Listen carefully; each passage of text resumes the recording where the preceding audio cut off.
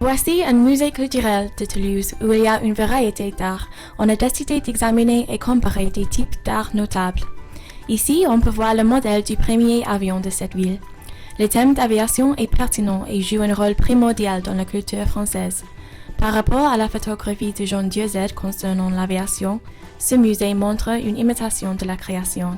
Donc le plus frappant ici, c'est la grandeur du modèle. Depuis le XIVe siècle, Toulouse est une ville de textile grandissante. Ici, il y a des drapeaux détaillés aux couleurs vives, montrant les paysans français et les figures de la bourgeoisie. Ces tapisseries nous donnent un aperçu de l'histoire de Toulouse. La communauté culturelle s'enorgueillit beaucoup de l'histoire sociale de cette ville. Le paysage de Toulouse a changé drastiquement pendant le siècle. Ici, dans ce dessin à Fauzin, on peut voir Toulouse dans l'âge industriel. En même temps, il y a les personnes qui participent au pèlerinage, qui soulignent l'importance de la religion dans cette époque-là. On voit le paysage de Toulouse et il est bien connu que ce thème est pertinent dans l'œuvre de Jean Dieuze. Le peintre, qui s'appelle Lucien Bézerot, a des liens forts avec Toulouse. Donc, on peut observer que le peintre montre cette vie sur un bon jour. De plus, l'angle de cette peinture présente un point de vue privilégié afin d'inclure le spectateur dans une manière comparable à Dieuze.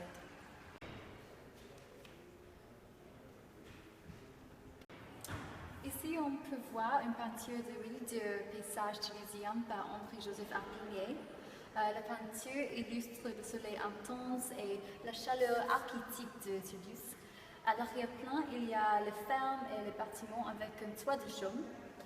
C'est vrai que cette peinture représente parfaitement le cadre de ville de la France centrale et rurale, mais est-ce que Arpigné capture vraiment la vie quotidienne de Toulouse? À mon avis, non. Ceci peut être dépeint sûrement par la photographie.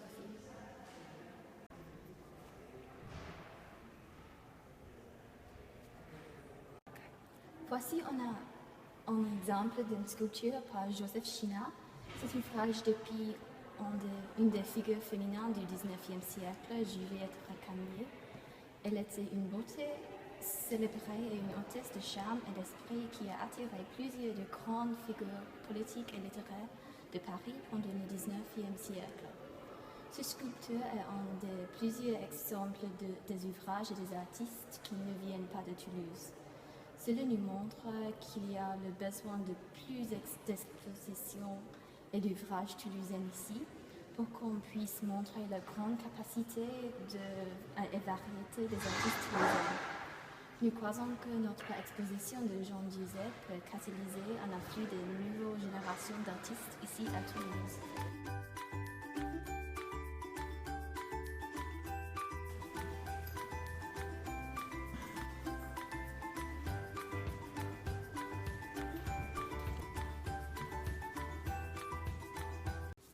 On a vu ici des peintures, des sculptures, des objets décoratifs, des poteries et des objets en verre.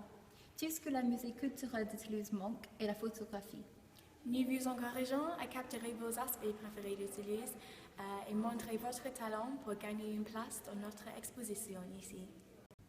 Envoyez vos photographies à l'adresse suivante: Musée culturel de Toulouse, 20 rue de Dieuze, Toulouse, 31000.